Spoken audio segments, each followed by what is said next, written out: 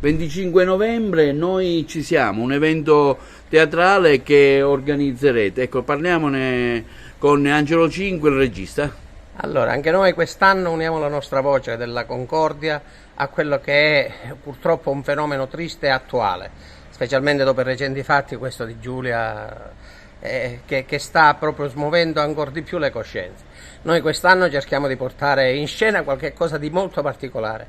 perché oltre a quella che è la violenza sulle donne portiamo anche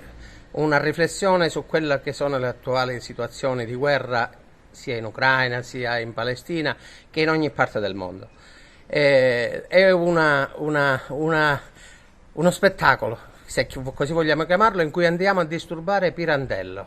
il nostro Pirandello, cioè dialogheremo con lui di 5 donne delle sue opere, da Marta Iala, Laura, Mara Grazia, Donna Graziella, Rosaria,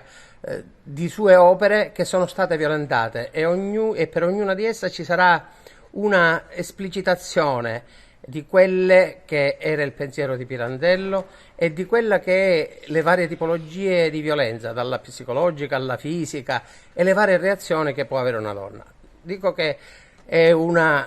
spettacolo da vedere. Saremo supportati in questo da Juan Pablo Orrego col violino, da Agata Sardo, una mezzosoprana bravissima, da Antonella Scalici, un'altra mezzosoprana cantante che seguirà un brano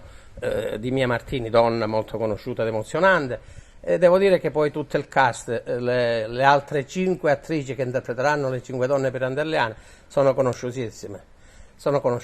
Lo spettacolo lo svolgeremo al Circolo Empedocleo di Agrigento, luogo di cultura,